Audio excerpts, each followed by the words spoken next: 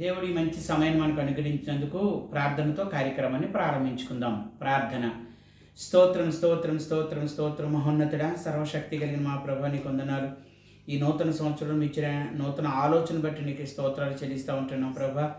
దేవా, మరి అనేక రకాలుగా సువార్త విస్తరించబడతా ఉంది.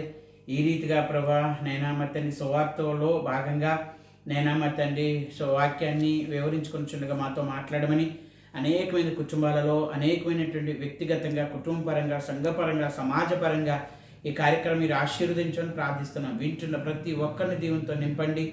ఎవరు ఏ సమస్య నుంచి విడిపించండి అని ప్రార్థన చేస్తూ, దేవా మరి తండ్రి ఇప్పుడు నేను ఈ కార్యక్రమాన్ని కొనసాగించుకుంటుండగా ఆత్మీయ నడిపింపు మాకు అనుగ్రహించమని, నీ కృపతో నింపమని యేసునామమున ప్రార్థన అడుగుచున్నాము తండ్రి, ఆమేన్. మీ అందరికీ ప్రభు పేరట జీవనది యేసయ్య ప్రార్థన సంఘము తరపున వందనాలు తెలియచేసుకుంటూ, ఈ సాయంకాల సమయంలో ప్రభు మనకిచ్చిన నడిపింపుని బట్టి ఒక చిన్న మాటతో దేవుని వాక్యాన్ని మనం జ్ఞాపకం చేసుకుందాము. ప్రార్థన చేసుకునే రీతిగా దేవుని సహాయం మనం దొరికలాగునను, అలాగుననే మరి ఈ కార్యక్రమం ప్రభు మహిమార్థం జరుగులాగున నిరంతరము ప్రార్థించండి. మరి ఆ కార్యక్రమంలో పాలు పొందుదాం. ఈరోజు ఈ సంవత్సరం 2026 అనే సంవత్సరాన్ని ప్రభు మనకి ఇచ్చారు అని అంటే కనుక దాని అర్థం ఈ సంవత్సరం అంతా తన మరి సన్నిధిని మనకి ఇచ్చి నడిపిస్తానని చక్కని వాగ్దానపూర్వకంగా ప్రభు మనతో మాట్లాడుతూ ఉన్నారు.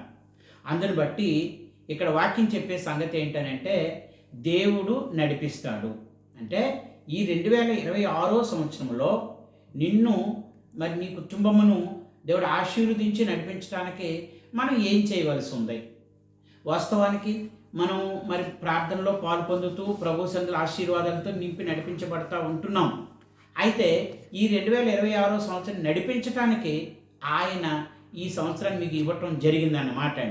అందుని బట్టి ఆయన ఏమి ఇచ్చి ఈ సంవత్సరం మనం నడిపిస్తారు అని కొన్ని మాటలు బైబిల్లోంచి మనం విందాం. దీన్ని మీరు జ్ఞాపకం చేసుకుంటే ఎక్కడైనా మీరు రాసుకోవాలనుకుంటే రాసుకోండి. ఈ సంవత్సరం దేవుడు నిన్ను ఎలా నడిపించబోతా ఉన్నాడు? ఈ 2026 సంవత్సరాన్ని దేవుడు నిన్ను ఎలా నడిపించబోతా ఉంటున్నాడు?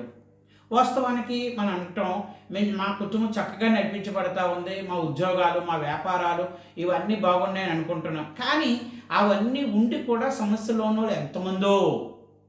గనుక ప్రభు ఈ 2026 సంవత్సరం సుఖ సంతోషాలతో నడిపించబడాలి అని అంటే గనక ఆయన మనకిచ్చినటువంటి వాగ్దానాలు ఏంటి కొన్ని మనం క్రమక్రమంగా విందాము.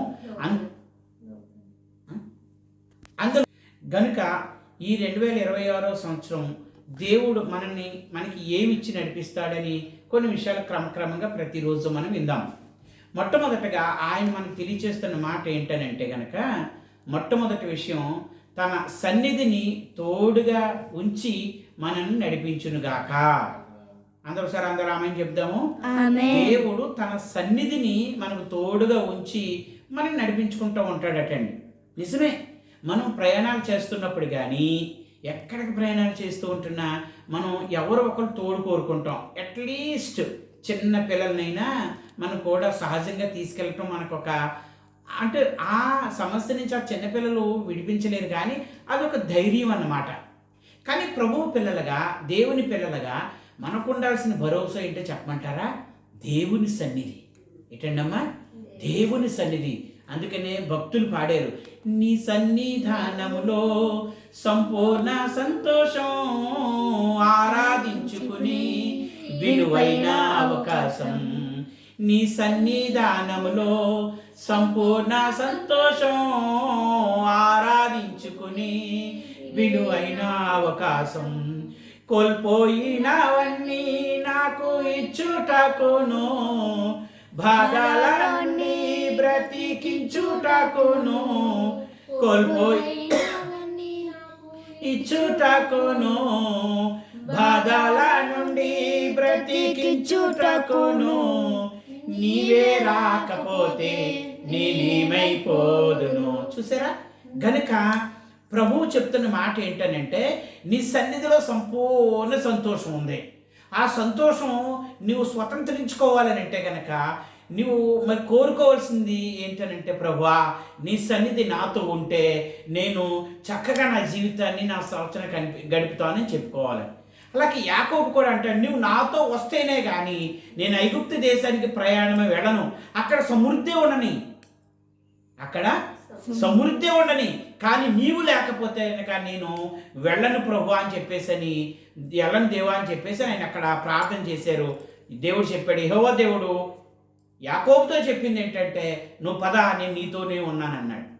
అందుని బట్టి ఒక మాట మీరు చూడండి అమ్మా, బైబిల్ గ్రంథములో నుండి మరి వాక్యం జ్ఞాపకం చేస్తూ ఉన్నది. నిర్గమకాండము 13వ అధ్యాయం 21-22 వచనాలు పాస్టర్ గారు చదువుతారు. వారు పగలు రాత్రియు ప్రయాణము చేయనట్లుగా యెహోవా త్రోవలో వారిని నడిపించుటకే పగటివేళ మేఘస్తంభములోను వారికి వెలుగిచ్చుటకు రాత్రివేళ అగ్నిస్తంభములోని ఉండి వారికి ముందుగా నడుచుచూ వచ్చెను. అయినా పగటివేళ మేఘస్తంభమైనను రాత్రివేళ అగ్నిస్తంభమైనను ప్రజల ఎదుట నుండి తొలగింపలేదు. వావ్! ఇశ్రాయేల్ ప్రజల్ని దేవుడు ఎంత శ్రద్ధగా నడిపిస్తున్నాడు చూసారండి అమ్మా.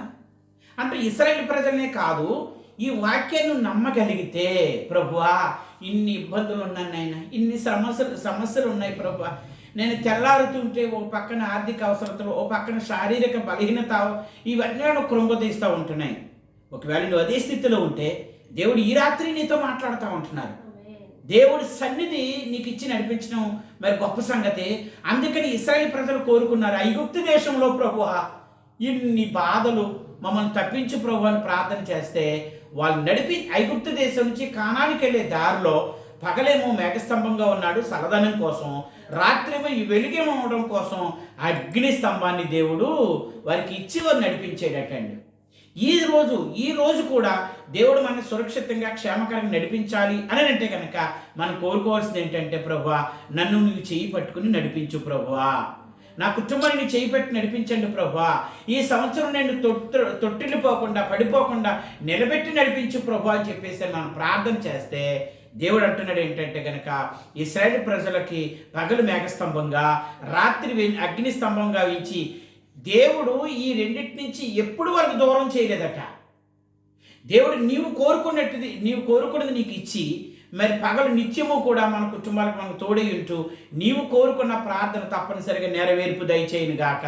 అలా జరగాలి అని అంటే తప్పనిసరిగా మీరు కోరుకోండి అమ్మా, దేవా నీవు నన్ను నా చెయ్యి పట్టుకుని నడిపించమని కోరుకుంటే దేవుడు నీ చెయ్యి పట్టుకోవటమే కాదు కానీ తన సన్నిధి నీకు తోడుగా ఉంచి నడిపించును గాక. అలా ఈ రాత్రి రానున్న దినాలలో ఈ సంవత్సరం అంతా తన సన్నిధి ఇచ్చి నిన్ను మన అందరినీ కూడా నడిపించబడుదుము గాక.